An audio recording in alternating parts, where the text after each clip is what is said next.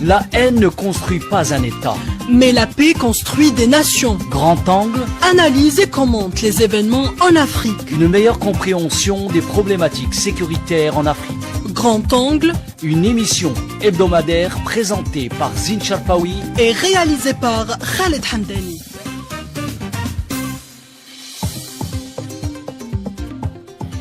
Bonjour chers amis auditrices et auditeurs d'Ifriqiya FM. Nous sommes le mardi 24 décembre 2024. Bienvenue dans Grand Angle, une émission hebdomadaire de 52 minutes destinée à décrypter les dynamiques politiques, économiques et sécuritaires qui façonnent l'Afrique. Le numéro d'aujourd'hui est consacré aux attaques médiatiques marocaines contre l'Algérie, des attaques récurrentes. Dans la seconde partie de l'émission, nous reviendrons sur la situation au Sahel. Alors, le numéro d'aujourd'hui est intitulé Attaques médiatiques contre l'Algérie, le Marzen prit la main dans le sac.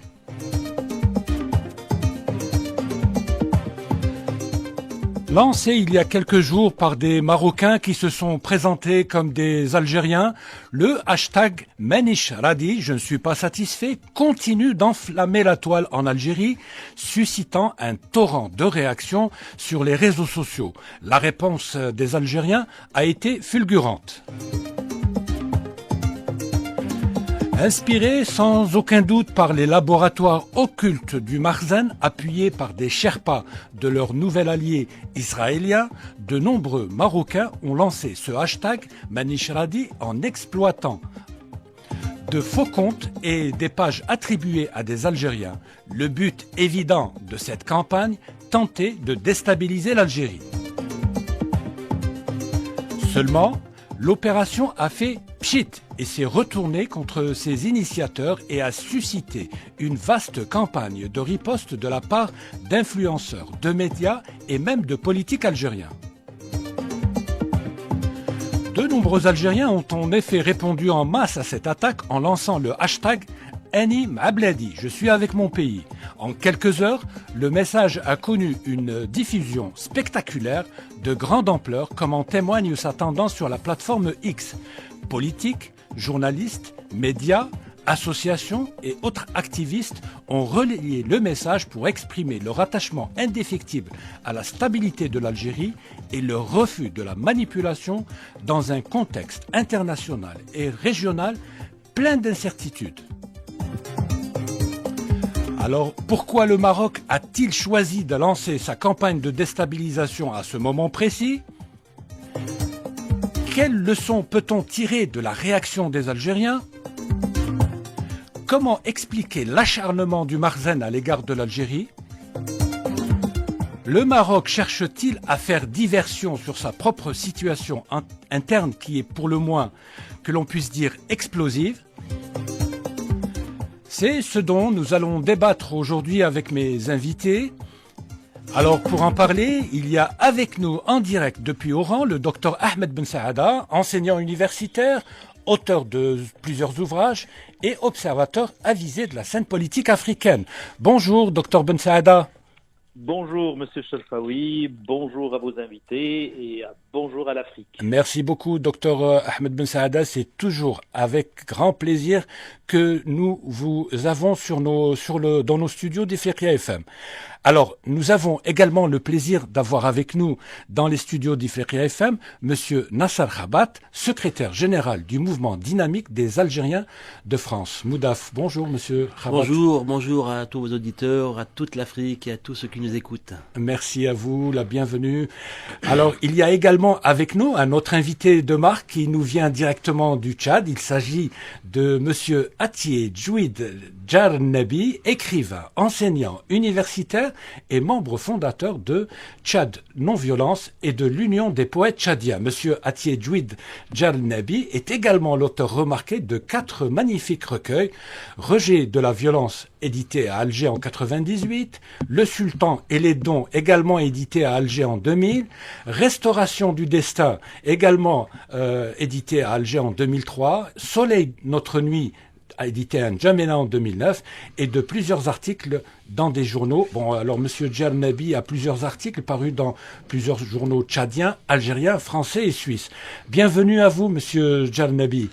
Je dis bonjour à vous, messieurs Sherfaoui, et puis je dis aussi bonjour à toute l'équipe et à travers la voix d'Ifriqiya FM, j'adresse mes vœux, mes salutations à tous nos chers auditeurs, que ce soit en Afrique ou au-delà de notre cher continent. Merci beaucoup, nous sommes honorés de vous avoir aujourd'hui avec nous. Alors, docteur Ahmed Ben Saada, nous avons consacré au moins 3 émissions entières aux guerres hybrides, ou à ce que l'on appelle aussi les guerres de 4e ou 5e génération. Nous avons dit à l'époque qu'il fallait faire attention à ces nouvelles guerres, car elles sont insidieuses, pernicieuses. Alors, docteur Ahmed Ben Saada, vous vous souvenez certainement, certains nous ont reproché d'être un peu trop alarmistes. Là, nous avons bien la preuve que l'Algérie est ciblée. Avec ce hashtag Manicharadi, le Maroc est pratiquement pris la main dans le sac. Ce hashtag, vous en conviendrez avec moi, Dr Ahmed Ben Saada, montre que les guerres hybrides ne sont pas une simple vue de l'esprit. Alors, il est clair que ce genre de guerre n'est pas apprécié à sa juste valeur. C'est-à-dire que lorsqu'on fait ce genre de guerre, on n'a pas l'impression de vouloir déstabiliser, détruire des nations, etc. Ça paraît quelque chose de complètement, je dirais, comme vous avez dit, une vue de l'esprit. Oui. Mais en fait, les nouvelles guerres se passent de cette façon-là. C'est-à-dire que vous avez des think tanks, vous avez des bureaux spécialisés dans chacune des armées occidentales et ailleurs qui vont travailler sur ce domaine-là. Sur les guerres de 4e génération, sur les guerres cognitives, oui. Il y a énormément d'efforts qui sont déployés. Il y a les scientifiques qui travaillent. C'est vraiment en fait une entreprise extrêmement complexe qui est développée au sein des armées et non pas au sein des institutions, disons, civiles. Oui. Mais c'est vraiment des institutions des armées. On le sait aux États-Unis, en France,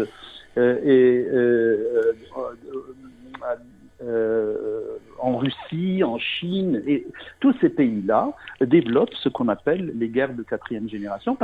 Pourquoi ? Parce qu'elles sont extrêmement efficaces. Oui. Et deuxièmement, elles coûtent pas cher en vie humaine. Donc c'est tout est bénéfice là-dedans. Mais avec le développement des réseaux sociaux, avec le développement de l'intelligence artificielle, avec le développement des neurosciences, nous, actuellement, toutes ces méthodes-là peuvent arriver au même résultat qu'une guerre conventionnelle sans pour autant mettre autant d'efforts, d'argent et de vie humaine dans ce projet. Oui. Donc, c'est clair que quand on voit un simple hashtag, puis ce hashtag-là, on va le lier à un déstabilisation d'un pays, les gens vont dire, mais c'est pas normal, comment ça se fait qu'un hashtag va essayer Mais en réalité, oui, c'est-à-dire que il y a énormément de procédés au niveau des médias sociaux actuellement, oui. qui vont changer la façon de penser des gens. Nous avons vu par exemple tout le discours qui est développé par rapport aux tentatives, disons, qu'on a vu dans la presse tout récemment, par exemple, oui. L'affaire Sonsal, l'affaire Kamel Daoud. Exactement. Pourquoi c'est important ? Parce que ce sont des gens qui vont aller sur des plateaux, qui sont invités un peu partout et qui vont développer un discours qui est complètement faux, mais qui va avoir un impact pour la simple raison que, premièrement, ce sont des personnes qui vont être mises de l'avant et qui vont être, entre guillemets, anoblies et donner une fonction spécifique, oui. Pour dire que ce sont des grands intellectuels, donc il faut les écouter, et après, on va les montrer dans différents plateaux, oui.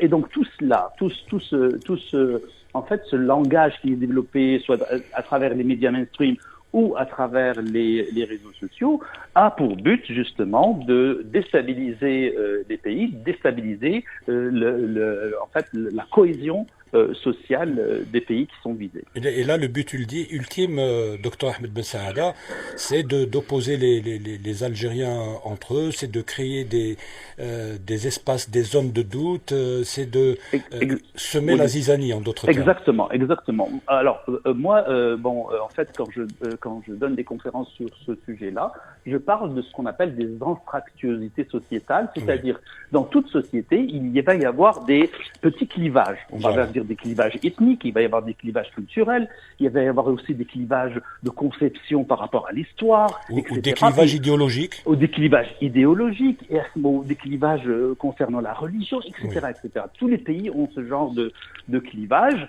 Et qu'est-ce que font justement ces guerres de quatrième génération? C'est qu'ils vont s'immiscer, ils vont s'introduire dans ces petits clivages et essayer de faire éclater la cohésion du pays sur différents sujets. Alors on a des attaques par exemple sur la qualité de la vie. On va avoir des attaques sur la souveraineté d'un pays. On va avoir des attaques sur la légitimité du pouvoir en place. On va avoir des attaques sur l'introduction de nouvelles religions au sein d'un pays. On va avoir des attaques qui sont liées à la compréhension de l'histoire, à essayer de faire en sorte que l'histoire ne soit pas quelque chose d'unificateur, mais au contraire quelque chose qui va agrandir les clivages entre les pays. Dans le cas africain, Dr Ben Saada, il y a même une tentative de délégitimation des guerres de libération, par exemple. Actuellement, c'est le cas. Même on parle, vous savez, il y a un principe fondamental de l'Union africaine qui est l'intangibilité des frontières. Et maintenant, actuellement, il y a tout un discours de dire que ce n'est pas vrai, les frontières ne sont pas intangibles, il faudrait les changer. Alors que c'est un principe qui a permis à l'Afrique de régler de problèmes de décolonisation de manière absolument extraordinaire. Donc, mais parlant de cela, en remettant cela dans les discours, dans les réseaux sociaux, on cherche justement à ce que des pays soient déstabilisés de cette manière-là. Voilà, donc vous voyez qu'il y a plusieurs façons de déstabiliser des pays, et pas nécessairement en envoyant des bombes ou en envoyant des soldats. C'est exactement. Alors, merci beaucoup, Dr Ahmed Ben Saada, pour cette entrée en matière, pour toutes ces explications. On comprend mieux ce qu'est une guerre une guerre hybride, ou ce qu'on appelle aussi une guerre de quatrième ou cinquième génération. Alors, Monsieur Nasser Khabat, s'il y a bien des gens qui prennent la juste mesure des campagnes anti-algériennes qui sont actuellement menées sur la toile ou à travers les médias traditionnels, ce sont des Algériens de France. Il ne se passe pratiquement plus une semaine, Monsieur Nasser Khabat, sans que l'on signale une attaque contre l'Algérie. C'est d'autant plus vrai depuis les dernières élections législatives qui ont vu une montée fulgurante de l'extrême droite. Une montée tellement importante qu'actuellement l'extrême droite occupe plusieurs sièges dans l'Assemblée française. Oui, effectivement, c'est une extrême droite aujourd'hui qui va tisser, qui va chercher ses arguments et son discours de fond, j'oserais dire, sur aujourd'hui. On est passé malheureusement de la stigmatisation de l'islam à l'Algérie et l'Algérien. Oui. Donc on a pu, justement à notre grand regret, observer que depuis quelques mois déjà, nous avons une montée en puissance des termes de langage sur l'Algérie, que ce soit aux Jeux Olympiques, que ce soit l'affaire Sansal, que ce soit Amir Abouraoui qui est exfiltré d'Algérie pour arriver en Tunisie, que ce soit l'affaire Kamel Daoud, et tous les jours, on a aujourd'hui sur les plateaux de télé français, des grandes heures d'écoute et sur chaînes en continu, l'argument de l'Algérie et tout ce qui s'y passe. Ces affaires sont un prétexte pour tirer à bout portant sur l'Algérie. Alors, et les Algériens. Aujourd'hui, je crois que finalement, peut-être que c'est vertueux pour les Algériens et la communauté algérienne qui s'éveille justement de ces attaques. Parce que finalement, à qui profite le crime et qui finalement télécommande finalement ces invectives de l'Algérie, des Algériens du matin au soir. Quand on connaît un peu l'histoire du Front National, on sait très bien que dans les années 80, celui-ci ne représentait rien du tout, et qu'il a toujours été dans son ADN raciste et avec pour une consanguinité avec des gens de l'OAS. Donc on avait déjà le pédiré, mais il y a une mutation de ce Front National depuis quelques mois qui est surprenante. surprenantes. Moi, j'ai pour mémoire un Front National qui fait les yeux doux à la communauté israélienne, à la communauté juive de France, qui fait des manifestations avec la communauté juive de France. Et donc, on se dit, quelle est cette convergence aujourd'hui? Quel est finalement ce greffon entre le Front National et la communauté qui est d'origine israélienne en France? Et là, on comprend un peu mieux, à la lumière de lecture, et notamment celle de notre cher professeur Ahmed Ben Saada, que quelque part, finalement, des agendas sont bien écrits, bien précis et bien dirigés. Et là, nous ne sommes pas dans des critiques ponctuelles. On a l'impression que c'est une campagne, et c'est une campagne qui va chaque jour crescendo. Écoutez, moi j'interprète ça comme une campagne militaire. Campagne militaire, comme l'a bien dit notre monsieur Ben Saada, finalement, je parle de guerre d'opinion. On tente grossièrement de manipuler l'opinion et de manipuler finalement l'humeur d'un peuple, l'humeur d'une nation et l'humeur à travers des faux hashtags, comme on a vu Meranish Radi, et finalement c'était l'arroseur arrosé. Mais quelque part pour la communauté des Algériens de France et la communauté des Algériens du monde, quelque part, c'est aussi nous alerter et on doit se mettre en garde, parce que je pense que nous sommes qu'au début d'un cycle infernal pour la communauté des Algériens qui vivent dans le monde, parce que l'Algérie, au même titre que l'Afrique, recèle des ressources, recèle des capacités qui définissent quelque part les grandes lignes du projet économique pour les 50 voire les 100 prochaines années. Et quand on voit finalement que la France, cette ancienne puissance coloniale, qui s'est construite finalement sur les richesses, sur la spoliation des colonies qu'elle a exploitées pendant des décennies, et qu'elle se voit aujourd'hui perdre son influence dans cette Afrique, qui aussi, en termes géopolitiques, amène des nouvelles puissances. On sent des plaques sismiques pousser et se repousser les unes aux autres. Et c'est là, aujourd'hui, c'est cette mutation qui est sans précédent au XXIe siècle et au XXe siècle. Et c'est finalement cette situation-là qui, globalement, vient percuter, tente grossièrement de venir percuter finalement la grande porte de l'Afrique qui est l'Algérie aujourd'hui.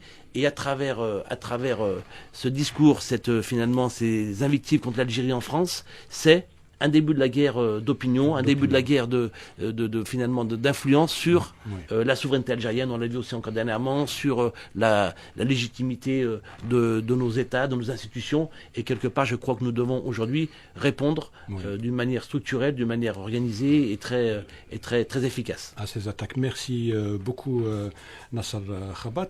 Monsieur Atié Djouid Djarnabi, là on parle des attaques qui ciblent les Algériens, particulièrement en France. C'est dans ce pays que se trouve la plus grande communauté d'Algériens en Europe. Mais ces attaques, finalement, elles ne ciblent pas que les Algériens. On le voit, les Africains, de manière générale, sont aussi victimes de ces campagnes de dénigrement, appelons les choses par leur nom, qui sont victimes d'un discours qui est foncièrement raciste aujourd'hui. Alors, je vais dire d'abord que vous savez que la guerre n'a jamais été éteinte. La guerre était de tous les temps et la guerre a changé de forme seulement. Il faut voir dans ce sens que ça soit du côté du racisme ou d'autres manières où les gens mènent la guerre. Et la guerre, je pense que cette guerre, c'est depuis depuis le déclenchement de la révolution algérienne, cette guerre continue. Cette guerre continue, elle a pris d'autres formes aujourd'hui avec la nouvelle technologie jusqu'à arriver à ce qu'on appelle la guerre de 4e, 5e génération. Aujourd'hui, avec ce qu'on appelle communément et d'une manière que je trouve, elle n'est pas à la hauteur. On appelle ça l'intelligence artificielle. Pour moi, il n'y a pas une intelligence artificielle, c'est une intelligence mécanique. D'où la problématique de l'imperfection qui s'inscrit dans le cadre de cette intelligence mécanique qui est programmée par l'homme lui-même. Et ça nous engouffre, ça nous met dans ce qu'on appelle réalité comme simulacre. Or, la vérité est ailleurs. Maintenant, oui, vous savez que j'ai toujours, lorsque je me débattais dans le sens du racisme, j'ai toujours dit, par différents pays, voilà, le phénomène existe un peu partout, mais à des degrés différents. J'ai toujours parlé du racisme en France, c'est un racisme intelligent, qui est contrôlé et qui cible Et avec cela, on est en train de minimiser certaines communautés, on est en train d'attaquer certains pays. Et oui, nous sommes toujours dans bien qu'on nous parle de fraternité, égalité et puis, je sais pas, autre justice, mais toujours le racisme y est et était et ça continue. Avant, nous avions affaire à un racisme qu'on pourrait appeler ordinaire. Les gens n'y faisaient pas attention. Mais là, on a l'impression que c'est structurel. Oui, c'est structurel, oui, c'est oui. devenu une institution. Oui. Eh bien, les gens l'utilisent au moyen, c'est-à-dire, vous savez, tous les moyens sont bons pour ceux-là. Donc, ils l'utilisent de fait qu'ils ont besoin à l'utiliser, ils les emploient, et puis avec cela, ils se permettent à s'en prendre à certaines communautés, que ce soit africaines, maghrébines, dans l'ensemble. Tous sont des Africains, c'est pas parce que voilà, il y a un blanc, il y a un noir, mais ils s'en prennent. L'histoire de Mamadou, voilà, c'est péjoratif. Tout noir est appelé Mamadou, tout maghrébin est appelé Mohamed. Voilà, déjà, et ça persiste jusqu'aujourd'hui. Il n'y a aucun changement. Or, la France elle-même est dans le déclin, un déclin sauvage. Un déclin à tous les niveaux, que ce soit économique. On veut reprocher aux Africains le déclin de la France. Alors, pour certains partis politiques d'extrême droite, c'est à cause des Africains que la France connaît aujourd'hui un déclin. Mais vous savez fait porter le chapeau aux Africains. Mais revenons d'abord à la droite française. Vous savez que on nous parle de démocratie, cette démocratie qu'ils veulent l'exporter à coup de canon, mais cette démocratie... C'est la démocratie de la canonnière. Oui, mais au départ, lorsqu'on parle de la droite, la droite à la base n'est pas démocratique. Ben oui, le premier principe de Maurras, voilà, c'était pas de la démocratie. Leur idéologie était basée sur 3 éléments. Les 3 éléments, c'est quoi? Le refus de la démocratie, le culte de la terre, et puis le culte de la race. Vous voyez, tout ça, c'est resté ancré dans leur imaginaire collectif civilisationnel. Il ne faut pas le perdre de vue, il faut qu'on soit conscient de tout cela. Maintenant, comment, voilà, les gens parlent de démocratie? Parce que les élections de 1902, si je me rappelle bien, c'est la gauche qui est venue au pouvoir parce que la gauche est beaucoup plus ouverte, elle admet la démocratie et la démocratie a continué à voir les jours. Si c'était la droite qui a gagné les élections au départ, on ne parle plus d'une démocratie de l'autre côté de la rive. Il y aurait eu des régimes totalitaires. Oui, mais c'est bien sûr, mais en même temps, l'idée est là et l'idée continue et voilà le racisme et tout le consort qui s'ensuit. Voilà, c'est un peu ça. Très bien. On revient à vous, Dr Ahmed Ben Saada. Alors, juste par rapport justement au hashtag lancé par les laboratoires du Makhzen. Alors, habituellement, le Makhzen, quand il s'attaque à l'Algérie, il fait preuve de discrétion, on ne sait pas souvent durant les précédentes attaques, il nous était difficile de savoir d'où ça venait, etc. Mais le plus curieux cette fois, c'est que ce qui a dévisagé les initiateurs de la campagne et levé le voile sur les dessins sous-jacents de cette attaque, et que le hashtag en question est présent dans la tendance de la plateforme X au Maroc. Il y a une forme d'amateurisme dans cette campagne qui est lancée contre l'Algérie. D'ailleurs, ça a provoqué les railleries et des interrogations des Algériens, et en dehors aussi de l'Algérie. Oui, en effet, il y a même, disons, des opposants marocains qui ont posté des vidéos où ils ont vraiment raillé l'amateurisme du Maroc dans cet épisode, disons, parce que entre nous, le Maroc n'arrête pas durant toute l'année. Il y a des attaques contre l'Algérie, quel que soit le problème, quel que soit, disons, qu'est-ce qui peut se passer en Algérie, quelle que soit la condition dans laquelle se passent ces choses-là. Il y a toujours des attaques marocaines. Et à mon avis, cette attaque-là, qui au début, moi je l'ai reçue, plusieurs personnes me l'ont envoyé avant que le poteau rose soit découvert.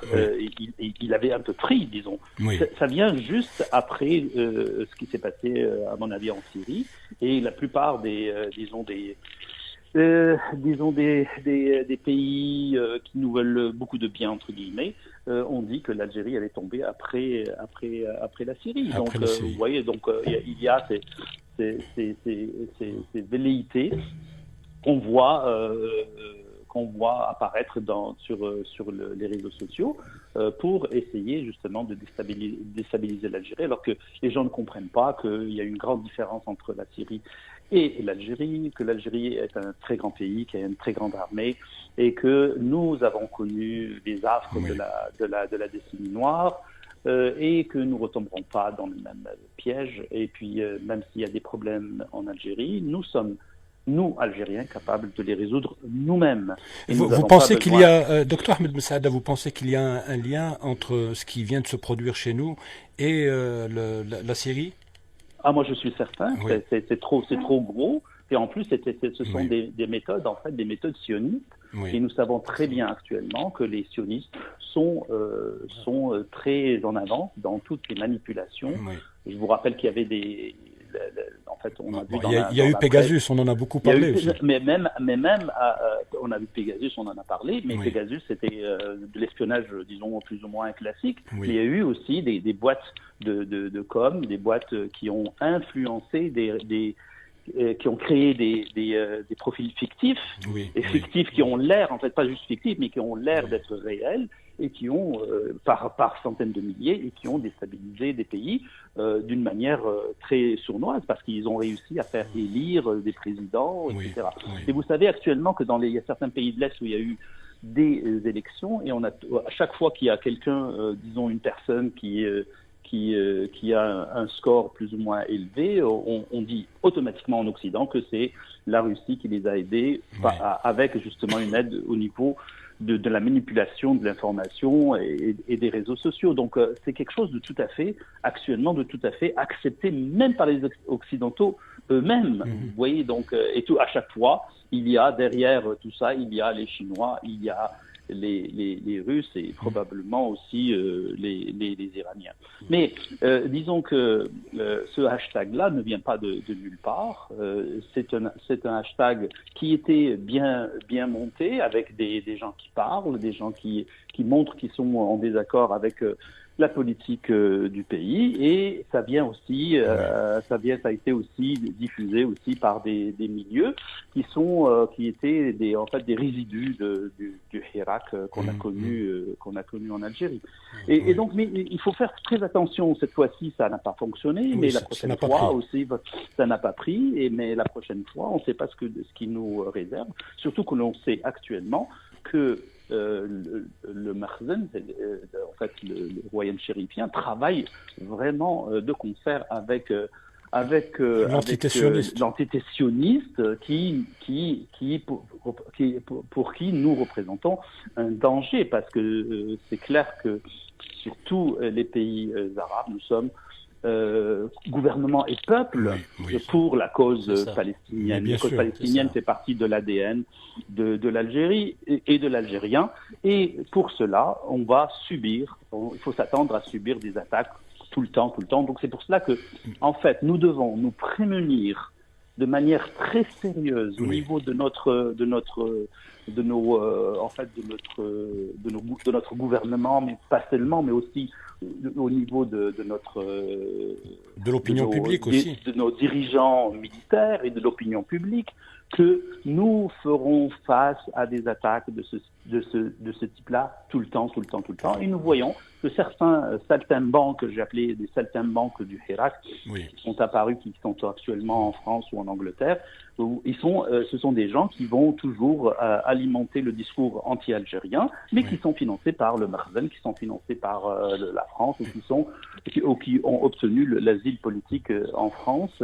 Et si on faisait l'inverse ici en Algérie, tout le monde nous crirait après. Voilà. Donc il y a une réalité. La réalité, c'est que la guerre de 4e génération ne va pas s'arrêter contre l'Algérie, que l'Algérie a été ciblée et sera ciblée pour différentes raisons qu'on pourrait discuter, et donc il faut savoir se prémunir de toutes ces attaques, que, je le répète pour la énième fois, je pense, la guerre de 4e génération est une guerre réelle.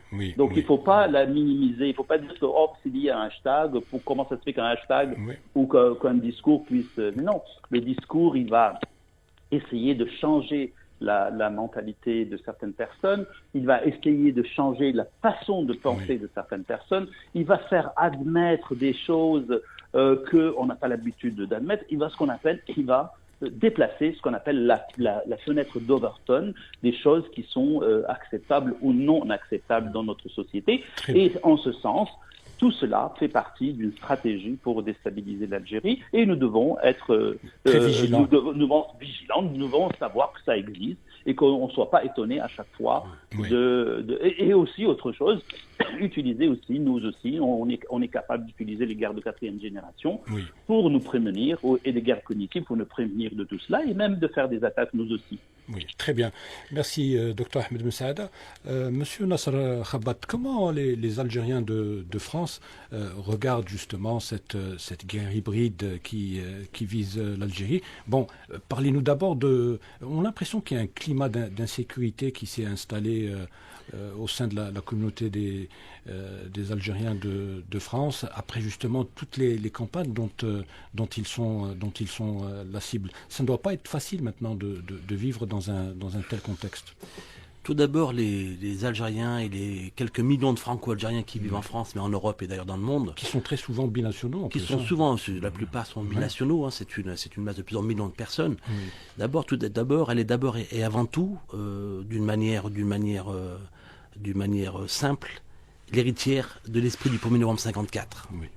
Personne n'en doute. Vous avez des Algériens qui ont 20 ans aujourd'hui et qui vous disent, quand ils voient des invectives, les attaques portées sur la nation, sur la souveraineté, sur le peuple algérien, on est avant tout algérien. Oui. Et ça les touche. Et ça les touche énormément et de plus en plus. Parce que quand vous avez d'un côté des médias, des grands médias, des longs médias, des télés qui parlent du matin au soir sur les Algériens, finalement ça stimule.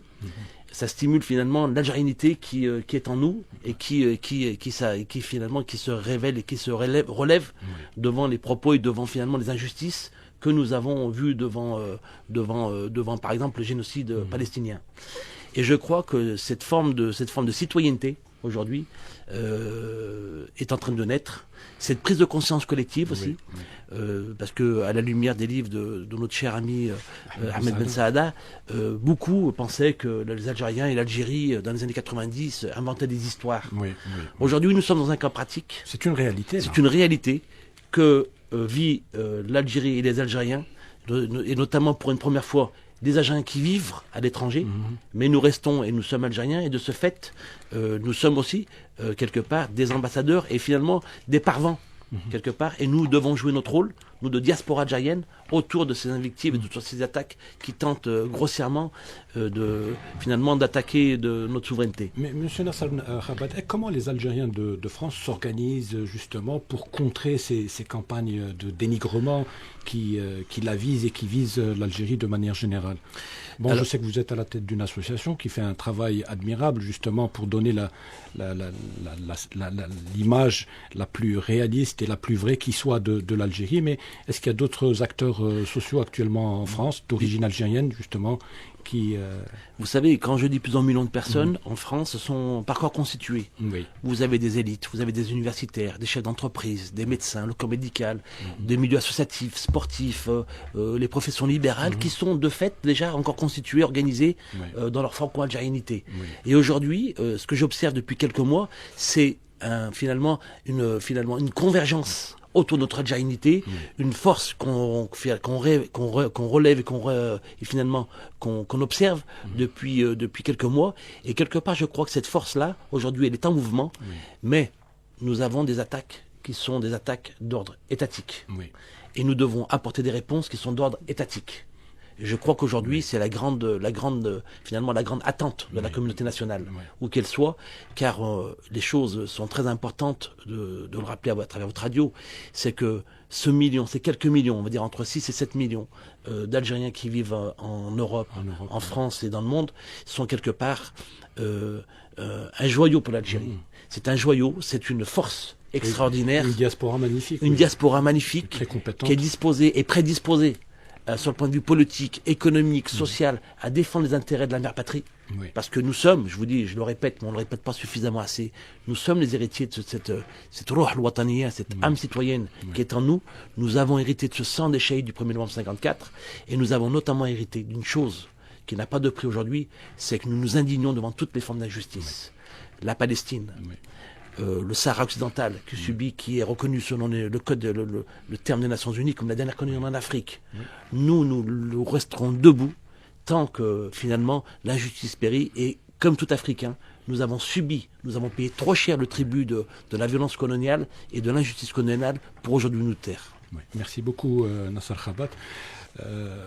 Monsieur Atier Djouid Djernabi, est-ce que le Tchad fait face à des campagnes de déstabilisation comme celle dont est actuellement la cible l'Algérie? Enfin, je vous pose la question car le Tchad, sous la direction du président Déby, a fait des choix politiques, géopolitiques et sécuritaires qui peuvent déplaire et qui peuvent par conséquent lui valoir des attaques de puissances étrangères. Donc, est-ce que vous êtes un peu dans un cas similaire à celui de l'Algérie? Bien sûr, nous sommes dans ce cas similaire, mais je l'ai dit tout à l'heure que la guerre a pris d'autres formes. Oui. Maintenant, c'est à nous de bien s'armer, d'être bien outillés, et finalement, on va ceux qui mènent cette guerre contre nous, ils vont se retrouver devant ce que j'appelais la logique de l'impasse. Et puis, il faut qu'on soit, la vigilance doit être démise dans le sens que on doit comprendre une chose que je l'ai toujours dit. C'est pareil pour nous comme l'Algérie. Je l'ai toujours dit, il n'y a pas d'échappatoire pour l'Afrique que à travers ces grands et beaux pays qu'est l'Algérie. Il n'y a pas d'échappatoire pour l'Algérie ou bien l'Algérien que vous êtes, que nous sommes, que de croire au principe de la révolution du 1er novembre. Maintenant, oui, aujourd'hui, vous savez, avec la rupture de la coopération militaire, on a vu il y a 2-3 jours les derniers militaires. De la coopération militaire avec la France viennent de quitter le territoire tchadien. C'est un événement historique à dire, à parler là-dessus. Oui, bien sûr que nous sommes toujours le colon d'hier, il s'est transformé avec un autre manteau, il vient, il nous guette. Vous savez que la France, c'est quoi? La France, c'est nous qu'on a fait la France. La France, l'Algérie n'était pas une colonie, mais l'Algérie était considérée comme territoire français, vous savez ça. Et ces peuples braves d'Algérie ont compris le jeu, que s'ils ne se mettent pas debout pour libérer, ils seront toujours comme le cas de Palestine qu'on vient d'évoquer. Maintenant, on était des colonies, mais vous savez, le Tchad produit le coton pour la France. Le Sénégal produit de l'arachide pour la France. Le Burkina Faso, c'est le haricot. L'Algérie, c'est les vignes, ainsi de suite. Tout ça, c'est nous qu'on a fait la France d'aujourd'hui. On prend le cas de la monnaie.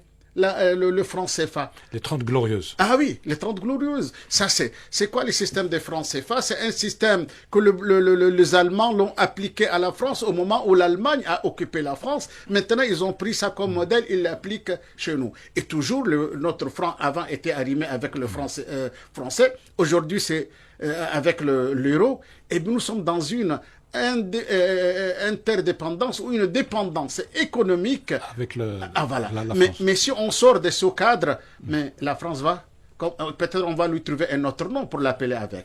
Donc nous partageons... Aujourd'hui, le défi, monsieur Djernabi, c'est de mettre en place une nouvelle monnaie pour l'Afrique de l'Ouest et l'Afrique centrale. Moi, je fais une conférence débat autour de la monnaie en 2014, il y a très longtemps déjà. J'étais un avant-gardiste par rapport à tout ça. Donc, il faut que les Africains le sachent. Ils doivent prendre aussi conscience. Ils doivent poser leurs problèmes d'une manière civilisée, d'une manière cultivée, d'une manière structurée, d'une manière intelligente aussi. Voilà, c'est pas partir en vrac comme ça, et puis voilà, non. On doit faire très attention. Le colon d'hier n'est pas parti. S'il est parti par la porte, il est revenu par la fenêtre, il a changé de manteau. On nous parle de néocolonialisme. Ils sont de tout le temps à côté de nous. Donc, on doit être vigilant dans le sens que ils sont là, ils nous guettent, ils cherchent à nous créer toujours des problèmes. Et cette histoire de rupture de relations ou de coopération militaire, ah oui, bien sûr, il faut que le Tchadien, que nous sommes, on doit être vigilant parce que à tout moment, les problèmes peuvent arriver et doivent changer à un autre. Mais justement, par rapport à la dénonciation par N'Djamena des accords de défense entre le Tchad et la France, comment le peuple tchadien ou l'opinion tchadienne a reçu la décision du président Déby? Mais vous savez que c'était une demande, non? Oui, mais en 2014, lorsque j'ai fait ma conférence autour de la monnaie, déjà depuis ce temps, le peuple est sorti dans la rue. Le peuple manifestait. Tchad hurra, France barra. C'est comme ça que... Oui. Voilà. Et donc, c'était d'abord, ça vient de la population, cette prise de conscience, elle est d'abord sociale, elle est populaire d'abord. Et puis, dans le temps, je l'ai toujours dit, mais jusqu'à là, le pouvoir n'a pas pris conscience, mais attendons le jour, le pouvoir en question prend conscience, il va s'arrimer avec le peuple, et puis voilà, la solution doit arriver, ou bien la décision doit être prise. Maintenant, on est arrivé à ça. Donc, il y a un accord total dans cette démarche entre pouvoir, peuple, gouvernant et gouverné. Et puis on a dit tout simplement à la France de faire quitter ses militaires et fermer la base militaire. Au vu des mutations en cours, par exemple en Afrique de l'Ouest, en Afrique centrale, dont la région dont fait partie le Tchad justement, est-ce que vous sentez vraiment une réelle prise de conscience des populations sur les enjeux géopolitiques, à la fois qui concernent plus globalement l'Afrique et leurs régions respectives de manière particulière? Oui, jusqu'à maintenant, jusqu'au moment où nous sommes ensemble, je pense que je suis certain que la population africaine a pris conscience, si c'est pas dans d'autres domaines, mais rien que par rapport à cette présence française, cette relation, ou bien cette indépendance donnée, et octroyée, voilà, on vous soumet un document à signer sans vous voir les contenus. Je pense qu'il y a une prise de conscience un peu partout, surtout je parle de cette Afrique dite francophone qui ne l'est même pas au départ, parce que la majorité des populations africaines ne parlent français que ceux qui sont partis à l'école, mais la grande masse parle leur propre langue. Oui, les langues locales. Oui, mais ici, Africain, aimé en Hausa, en Bambara, tout ça, ça dit beaucoup de choses. Exactement. Voilà. Est-ce que vous sentez que l'Afrique, justement, est capable... Est-ce que vous sentez que les Africains ont compris qu'ils pouvaient avoir des partenariats avec d'autres pays, et cette fois-ci, des partenariats qui peuvent être plus équilibrés, et plus profitables à l'Afrique, des partenariats différents de ceux qu'ils ont eus avec les puissances coloniales traditionnelles? Je l'ai toujours dit. Nous, on ne peut pas collaborer toujours, c'est-à-dire en chassant le diable et remplacer le diable par le Satan. L'Algérie, c'est un pays potentiellement riche, qui a beaucoup de choses à donner pour l'Afrique, à partager ensemble.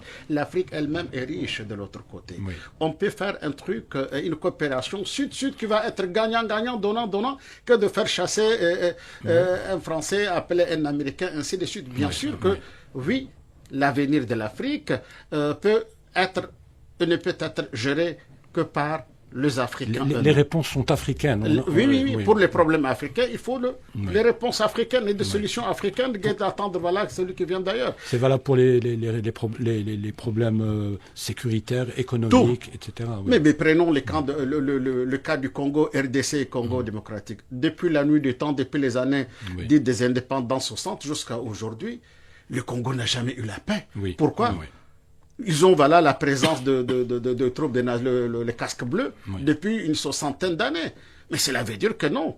Il y a un problème quelque part. Si c'était entre les mains des Africains, oui, c'est les richesses, je sais, parce que le Congo est défini comme étant un accident géologique. Et je crois que c'est le pays le plus riche d'Afrique. Oui, c'est ça.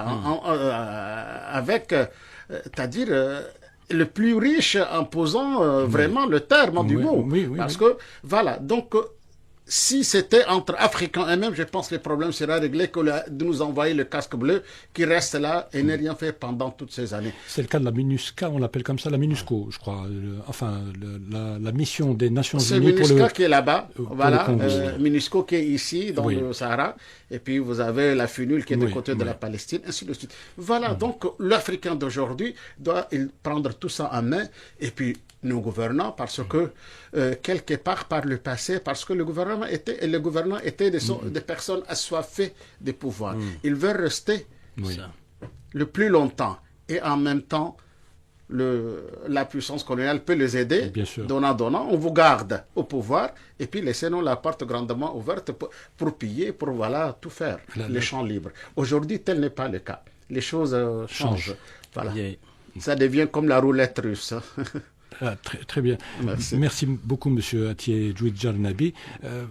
Docteur Ahmed Ben Saada, tout à l'heure nous avions parlé de la Syrie, du rapport éventuel qui pourrait y avoir entre la Syrie et les attaques dont fait l'objet l'Algérie. À votre avis, docteur Ahmed Ben Saada, pourquoi le Maroc a-t-il choisi de lancer sa campagne de déstabilisation à ce moment précis? Justement, est-ce que vous qui avez beaucoup écrit sur les révoltes arabes, vous n'avez pas l'impression que le fantasme suprême du Marzen est de voir l'effondrement de Bachar al-Assad et son régime provoquer une sorte d'onde de choc qui va se muer entre guillemets en nouveau printemps arabe, justement, qui pourrait toucher l'Égypte. On essaye actuellement de déstabiliser l'Égypte. Il y a plein de vidéos qui circulent sur de prétendues manifestations alors qu'il n'y a absolument rien du tout sur le terrain.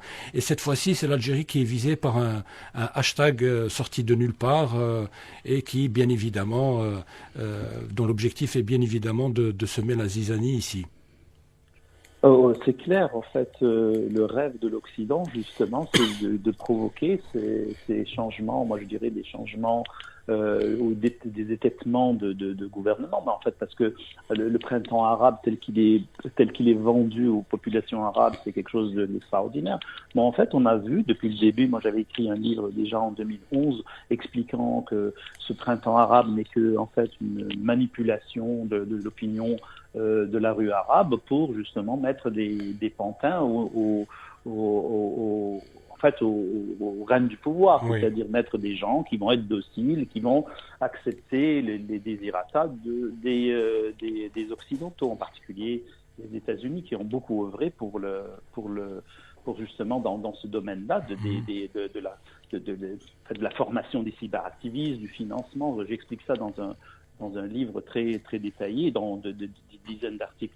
Mais disons que l'Algérie, on ne peut pas l'attaquer directement, donc de manière militaire, parce qu'on sait que l'Algérie a une armée très professionnelle et qui possède beaucoup d'infrastructures et d'équipements militaires de haute pente. Donc on va essayer de rentrer par la fenêtre. On ne peut pas rentrer par la porte, on rentre par la fenêtre justement en déstabilisant. Donc je répète qu'en 2011 on avait essayé, ça n'a pas fonctionné. En 2019, donc avec le Hirak, on a encore essayé et ça n'a pas fonctionné. Et on continue à chercher d'autres disons méthodes pour déstabiliser l'Algérie est dans le collimateur des Occidentaux. Il faut pas l'oublier, nous sommes dans le collimateur des Occidentaux, donc il faut tout faire pour nous prémunir. Le rêve justement du Maroc, qui est aussi le rêve de la France et surtout du rêve de l'entité sioniste, c'est qu'il y ait un régime qui va normaliser ses relations avec ce régime, le régime sioniste génocidaire, et justement d'avoir des relations très amicales avec l'Occident, quel que soit. On sait très bien maintenant de quoi il retourne de cet Occident. C'est un Occident qui est absolument arrogant, qui est un Occident qui fait le deux poids deux mesures, c'est un Occident qui ne regarde que son intérêt. C'est un Occident qui est capable de faire un génocide en direct à la télé tous les jours sans lever le petit doigt. Et c'est ces gens-là qui vont nous montrer, nous donnent des leçons sur les valeurs morales et sur l'éthique et sur les principes fondamentaux de l'ONU, qui sont justement les principes des droits de l'homme. Et d'un côté, ils vont écrire qu'ils sont pour les droits de l'homme, et de notre côté, ils vont éliminer tous les gens qui sont pas d'accord avec eux. Donc, ce double standard, ce double dialogue, il est maintenant connu du monde entier, connu de ce qu'on appelle le Sud global. Et c'est le début de la chute de cet Occident qui n'a aucune morale, qui a aucune valeur humaine et qui a montré qu'il n'a pas d'humanisme. Ce qui intéresse ces pays-là, c'est juste essayer de piller les pays, pour leur bien, pour leurs citoyens, et d'écraser toute velléité de résistance. Ou d'avoir des pays comme l'Algérie qui se tiennent toujours debout. On le voit très bien au Conseil de sécurité depuis que l'Algérie est membre non permanent. On voit que l'Algérie est toujours debout pour justement défendre la cause palestinienne et aussi les causes des pays qui ne sont pas dans le Conseil de sécurité non permanent, comme par exemple ils ont réussi récemment à ce que les pays non membres aient accès à la documentation qui était juste consultée par les membres permanents. C'est tout récent. Et donc toutes ces batailles, toutes ces causes gagnées par l'Algérie ne plaisent pas justement à cet Occident qui est malveillant et arrogant. Donc on ne peut pas laisser un pays dire non au désir des Occidentaux, et c'est pour cela que l'Algérie est visée, et j'ai dit qu'elle sera toujours visée tant qu'elle a cet ADN. Et je reprends un peu ce que a dit votre invité, Monsieur Jarnabi. En fait, l'Algérie, elle a un principe fondamental qui découle directement de notre guerre d'indépendance. C'est-à-dire, nous avons fait une guerre contre l'injustice, nous avons fait une guerre contre l'hégémonie occidentale, nous avons fait une guerre contre le colonialisme, et nous restons là-dedans. Et malgré que des générations sont passées, ça fait partie de notre ADN. Chaque famille transmet à ses enfants cet ADN. Nous sommes pour l'école juste. Nous n'aimons pas la hogra, comme on appelle chez nous. Nous ne l'aimons pas, et nous aimons l'école juste. J'aimerais juste revenir à un point. Voilà. J'aimerais juste revenir à un point tout à l'heure. On avait parlé aussi des guerres de quatrième génération, mais j'aimerais revenir quelque chose qui a fait aussi écho dans la presse française et dans la presse aussi algérienne, c'est le fameux reportage qui a été diffusé par la télévision nationale. Il a été diffusé le 7 décembre 2024, où on a montré qu'un jeune ancien djihadiste a été recruté par la DGSE justement pour fomenter des troubles en Algérie et dans les pays du Sahel. Le ministre des Affaires étrangères français a dit que ce sont des accusations infondées et fantaisistes. Je voudrais juste lui rappeler que le 13 novembre 2024, il y a eu l'arrestation d'un citoyen français nommé Marius Parcea au Niger, qui a été accusé d'être membre d'un membre de la DGSE. J'aimerais lui rappeler aussi qu'au Burkina Faso, il y a eu 4 Français qui ont été accusés d'espionnage, qui ont été libérés la semaine passée, qui faisaient partie justement de la DGSE. Et j'aimerais aussi lui faire rappeler que au Mali, il y a eu l'arrestation d'une dame franco-malienne qui s'appelle Djeneba Keïta, qui est adjointe à la mairie de Montreuil en France, et qui a été accusée par les autorités maliennes d'infiltration des autorités maliennes et de chercher à rencontrer des jeunes pour fomenter des troubles. Donc, alors, si ce que dit l'Algérie est fantaisiste, alors qu'est-ce qu'il peut dire sur le Niger? Qu'est-ce qu'il peut dire sur le Burkina Faso? Qu'est-ce qu'il peut dire sur le Mali? Et qu'est-ce qu'il pourra dire sur le Sénégal bientôt ou sur le Tchad? Parce que justement, le fait d'avoir résilié le contrat de militaire avec la France va certainement provoquer les foudres parce que je rappelle... En politique, il n'y a pas de hasard, exactement, ce que j'ai toujours dit. Mais pour le Tchad, la présence militaire française au Tchad date de 60 ans. C'est-à-dire c'est vraiment un coup dur pour la politique française et l'armée française. Voilà. Merci beaucoup, Dr Ahmed Moussaada. Alors, le temps imparti à l'émission est pratiquement écoulé, mais j'aurais quand même, je vais grignoter quelques minutes du temps de la radio pour poser quand même une dernière question à nos deux invités. Monsieur Nasser Khabat, alors quelles leçons retenir de la mobilisation des Algériens pour faire barrage justement, ou pour contrer cette attaque, cette campagne de déstabilisation qui a visé l'Algérie? Est-ce que là aussi il y a une réelle prise de conscience? Les Algériens ne veulent pas revivre ce qu'ils ont vécu il y a quelques années. Je parle des années 90, je parle aussi de ces dernières années. Les Algériens ne veulent pas que leur pays se transforme en Libye ou en Syrie, des pays qui ont été ravagés par la guerre civile et où l'on a recensé des centaines de milliers de morts.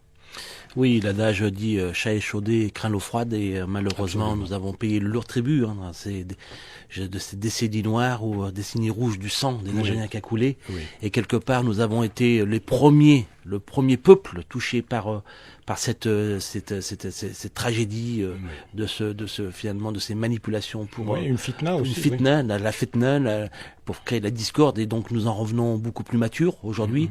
Mais moi j'aimerais lancer un appel depuis cette belle radio Ifria qui finalement qui donne du sens et de l'écho finalement à notre continent africain qui est la mère de l'humanité quelque part. C'est que aujourd'hui plus que jamais nous devons être éveillés et réveiller nos consciences sur ce monde qui est en pleine mutation. Il y a un adage qui dit le vieux monde meurt, le nouveau monde tend à naître, et entre les deux naissent les démons, les démons génocidaires. C'est de Gramsci. De Gramsci, exactement. Donc quelque part, nous sommes dans une période où nous devons rester, nous citoyens algériens mais africains, rester éveillés, solidaires, politiquement aiguisés, informés, être des citoyens à part entière et non pas entièrement à part. Quand je dis entièrement partie prenante du débat politique, et parce que nous allons tous quelque part être des ambassadeurs et des protecteurs de notre Afrique, des protecteurs de nos enjeux, et cette campagne grossière qui sort aujourd'hui révèle quoi? Finalement révèle que le peuple algérien ou africain est éveillé, et que c'est seulement le début d'un travail, d'une réponse collective. Exactement. J'envoie ces messages à toutes ces officines qui travaillent dans des chambres noires, pour tenter et intenter à la souveraineté, à la sécurité, au bien-être et au droit de vivre des peuples, que quelque part nous sommes aujourd'hui réveillés et que nous sommes à l'aube seulement d'une conscience collective portée pour répondre de manière massive à ces invectives et justement à ces tentatives grossières de vouloir toucher la souveraineté. Parce que finalement, l'Afrique n'est pas le fric des continents, du continent français et du continent européen, et encore moins de la France. C'est une ancienne époque. Aujourd'hui, les Africains veulent disposer d'eux-mêmes et disposer de leurs richesses. L'Afrique doit revenir aux Africains. L'Afrique doit revenir aux Africains. Monsieur Atié Djarnabi, un dernier mot? Alors, moi, j'ai parlé tout à l'heure, j'ai écouté parler de printemps arabe. J'ai toujours dit, il n'y a pas printemps arabe, il y avait l'enfer arabe. C'était de l'enfer. Maintenant, on ne peut pas comparer l'incomparable. On ne peut pas comparer l'Algérie à la Syrie, à la Libye, ainsi de suite, parce que l'Algérie, c'est une république démocratique. L'Algérie, c'est pas un royaume où il y a une seule famille qui gouverne. L'Algérie n'est pas ces républiques, entre guillemets, royaume ou royal, où vous avez une seule famille qui est au pouvoir. Lorsqu'on prend le cas de Gaddafi, c'était la seule famille. Lorsqu'on prend le cas de la Syrie, c'est le Assad. Si on prend le cas de Yémen, c'était Ali Abdallah Saleh dans le temps. Donc l'Algérie, c'est un autre cas. Et ce peuple d'Algérie, qui était vigilant dans le temps ancien, il a pris toute son énergie pour combattre ces colons et le mettre dehors. Et ce que vous appelez tragédie noire, ou je sais pas, la décennie noire, le décennie noire ou des sangs. Vous savez, je l'ai vécu aussi. J'ai vu comment les Algériens ont combattu ça. Pour ce peuple qui a amené tout, qui a pu combattre tout ça, il ne peut jamais être piégé. Maintenant, je vais dire que pour nous, pour toute l'Afrique, bien sûr, il faut qu'on revoie les choses. Il faut aller vers cette Afrique profonde. Nous sommes les représentants de cette Algérie un peu partout dans cette Afrique, à travers nos colloques, nos voyages, ainsi de suite. Tout récemment, j'étais au Mali et j'étais dans un cas, j'ai passé devant l'ambassade d'Algérie, c'était pour la première fois. J'ai dit, mais c'est quoi ces somptueux bâtiments? Ben, il y avait quelqu'un qui me dit, c'est l'ambassade d'Algérie. J'ai dit, ah bon? Un autre me dit, l'Algérie me dit rien. Et là, je me suis sauté sur lui pour dire, non, attention, toi, c'est qui? L'Algérie dit quelque chose. Au nom de l'Afrique, c'est l'Algérie qui nous représente ailleurs. Voilà, c'est comme ça qu'il faut voir. qu'on soit solidaire. On doit retisser les liens, on doit les ressouder davantage. S'il y a des traumatismes quelque part, il faut qu'on cherche à les soigner. Oui. On doit être dans la main. Et puis, nous gagnerons toujours. Je l'ai dit, nous sommes des marchands, mais nous sommes des marchands de vérité. Là où on passe, on doit dire de vérité, et nous sommes les diseurs de cette vérité. Merci beaucoup. Merci beaucoup, Monsieur Atié Djarnabi, pour ce magnifique mot de la fin. Nous ne pouvons pas mieux faire. Merci beaucoup, Monsieur Nasser Khabat, pour avoir accepté notre invitation. J'espère que vous reviendrez tous les deux nous rendre visite lors de vos prochains passages à Alger. Avec grand plaisir. Merci à vous. Merci. Je remercie également Ahmed Ben Saada qui était en direct depuis Oran. Vous l'aurez compris, chers amis auditeurs et auditrices, nous arrivons au terme de cette émission consacrée donc aux attaques dont fait l'objet l'Algérie, des attaques menées depuis le Marzen. Nous vous donnons rendez-vous la semaine prochaine, même jour, même heure, pour un nouveau numéro de Grand Angle. En attendant, vous pouvez continuer à nous écouter sur Internet. Pour cela, il vous suffit simplement de télécharger notre application sur Play Store. Je rappelle que cette émission a été préparée et présentée par Zine Cherfaoui. À la réalisation, il y avait Khaled. À la console technique, il y avait Amine. Je n'oublie pas également de remercier l'équipe multimédia d'Ifriqiya FM qui permet à l'émission d'avoir plusieurs vies. Bonne écoute avec la suite des programmes d'Ifriqiya FM. Merci beaucoup. Au revoir.